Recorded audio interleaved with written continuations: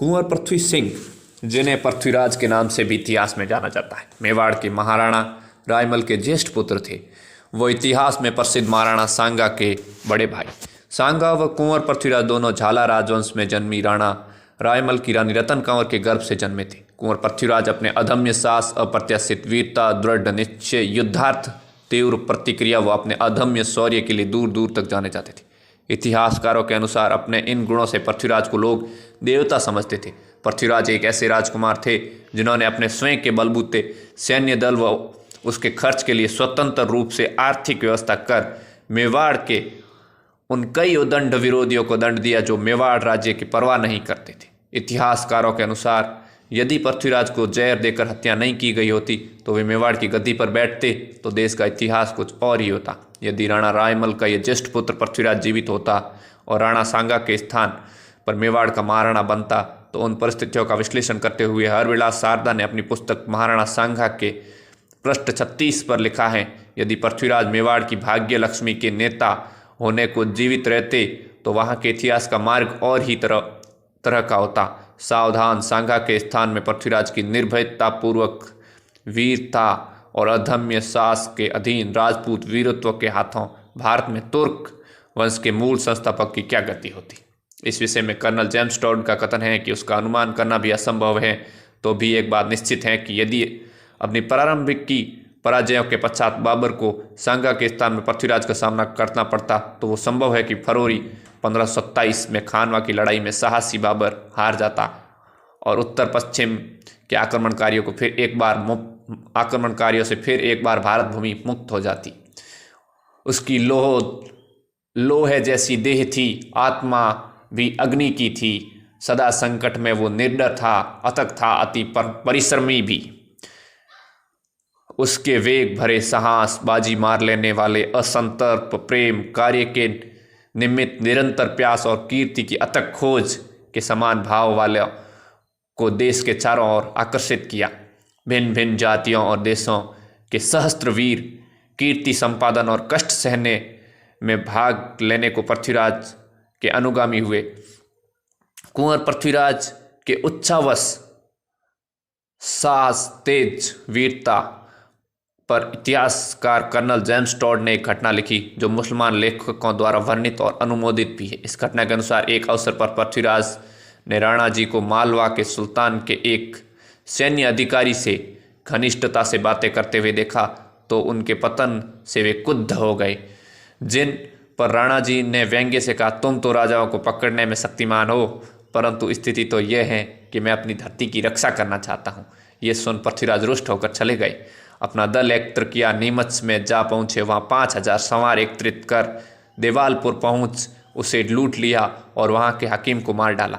इस आक्रमण का समाचार सुनकर मालवे का सुल्तान भी, जो एक सेना एकत्र कर सका, उसे लेकर मांडू चल पड़ा। इधर पृथ्वीराज पीछे लौटने के बदले आगे ही बढ़े और मालवा की सेना, जो ताज़ा होने के लिए अपने डेरों में विश्राम कर रही थी, और उसी समय वहां पर आक्रमण कर दिया।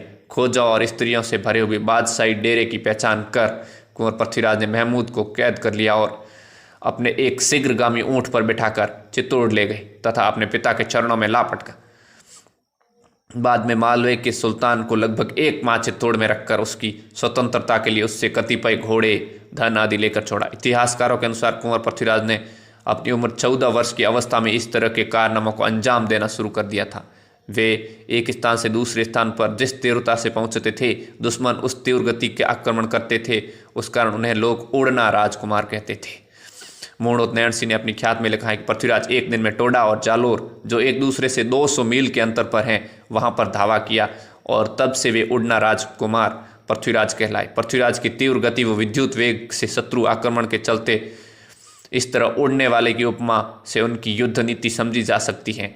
इसी नीति के बल पर पृथ्वीराज ने अपनी इतनी अल्प सैन्य बल के बलबूते कई गुना बड़ी सेनाओं के सामने युद्धों में सफलतापूर्वक विजय पाई।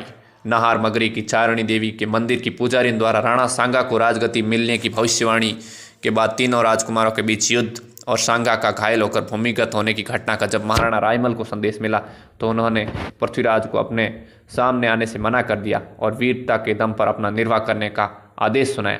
जिसके बाद पृथ्वीराज ने गौड़वास क्षेत्र में मेवाड़ की सेना का खौफ ना खाने वाले मीणा वो पहाड़ों में रहने वाले आदिवासी जातियों का विद्रोह शांत कर वहाँ सुप्रबंध कर महाराणा को प्रसन्न करने के उद्देश्य से चित्तौड़ का परित्याग कर लिया और एक महाजन से ऋण लेकर सैन्य दल का गठन कर मीणा व अन्य विद्रोहियों का दमन कर अपने वश में कर लिया। टोडा के सोलंकियों से अफगान लाल खां द्वारा टोडा छीन लिया गया। तब सुल्तान सोलंकी मेवाड़ के महाराणा की शरण में आ गए और महाराणा ने बदनूर की जागीर प्राप्त कर वहाँ रह रहे थे, लेकिन सुल्तान की पुत्री ताराबाई ने अपने परिवार की पतित अवस्था खटकती थी, सो वो अपने पैतृक राज्य टोडा का उद्धार करने के लिए घोड़े की सवारी और हथियार चलाना सीखा।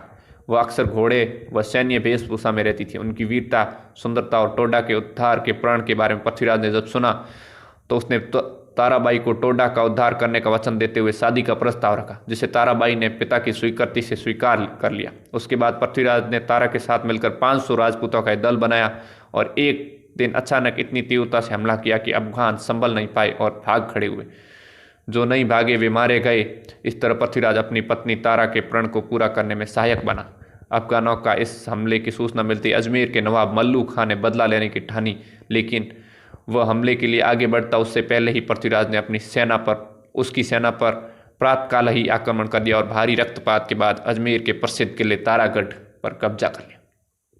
ख्यात लेख कौन ने लिखा है कि इनकी कामों में कीर्ति राजस्थान भर में फैल गई और कीर्ति और लगन से उत्तेजित 1000 राजपूत उसके नक्कारे के चारों ओर एकत्रित हो गए। इनकी तलवारें आकाश में चमकती थी और उनके भय से पृथ्वी कांपती थी, परंतु वे असहाय के सहायक थे। इसी तरह कुंवर पृथ्वीराज के एक और साहसपूर्व आक्रमण का इतिहास में जिक्र है। उनकी बुआ महाराणा कुंभा की पुत्री रमाबाई, जिनका विवाह गिरनार के राजा मंडलिक के साथ हुआ था, पति पत्नी में अनबिन थी, जिसके चलते मंडलिक अपनी पत्नी रमाबाई के साथ दुर्व्यवहार करता था। इस बात का समाचार पृथ्वीराज को मिला तो वो त्वरित गति से कुछ चुनिंदा वीरों को लेकर गिरनार उसके महल में जा पहुंचा और मंडलिक के पृथ्वीराज से दया की भीख मांगी। पृथ्वीराज ने दंड स्वरूप उसके कान का थोड़ा सा हिस्सा काट लिया और रमाबाई को लेकर मेवाड़ आ गए।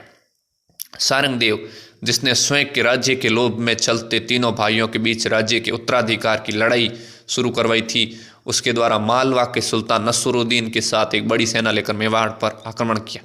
तब मेवाड़ पर महाराणा रायमल उनका मुकाबला किया और वो घायल हुए, लेकिन आक्रमण के समाचार सुनते पृथ्वीराज ने अपने 1000 राजपूतों के साथ अपनी चिर परिचित गति से पहुंचे और युद्ध का नतीजा ही बदल दिया। सारंगदेव व पृथ्वीराज के बीच बहुत ज़्यादा मुठभेड़ें हुई थी, लेकिन युद्ध के बीच दोनों साचा भतीजा ऐसे मिलते थे जैसे दोनों के बीच कोई शत्रुता ही ना हो। गिरनार विवाद की तरह एक दिन अचानक उनकी बहन का दुख भरा पत्र मिला, जिनमें उसकी बहन आनंदाबाई ने अपने पति सिरोही के शासक राव जगमाल के दुर्व्यवहार व अत्याचार की शिकायत के साथ अपनी रक्षा व मेवाड़ में शरण दिलाने की याचना की। बहन का यह पत्र पढ़कर कुंवर पृथ्वीराज तत्काल सिरोही की ओर कूच कर गए और आधी रात को जगमाल के महल में जा पहुंचे। कुंवर पृथ्वीराज उस निर्दयी को मौत के घाट उतारने वाले थे कि उनकी बहन को उसके पति पर दया आ गई और उसके प्राणों की भीख मांग ली। कुंवर पृथ्वीराज ने जगमाल को छोड़ दिया। जगमाल ने दूसरे दिन पृथ्वीराज को अपने दरबार में स्वागत सत्कार किया और विदाई के वक्त 3 गोलियां मांजून की गोलियां दी, जिन्हें बनाने में कुंवर राणा जगमाल को प्रसिद्धि थी। भेंट की। कुंभलगढ़ के पास पहुंचते समय पृथ्वीराज ने अपने बहनों द्वारा दी गई गोलियां खा ली, जिनमें जहर मिला हुआ था, और खाते ही उनकी मृत्यु हो गई। इस तरह भारत की गद्दी का घोषित योग्यतम उत्तराधिकारी, जो एक वीर, निर्भीक, अदम्य, साहसी, अप्रतिम शौर्य का प्रतीक और दृढ़ निश्चय, दुश्मन का तीव्रता से आक्रमण करने वाला, जिसकी हिंदुस्तान के भविष्य को जरूरत थी, वो अपने बहनोई के विश्वासघात की भली चढ़ गया। वो थे हमारे कुंवर पृथ्वीराज उड़ना राजकुमार। धन्यवाद।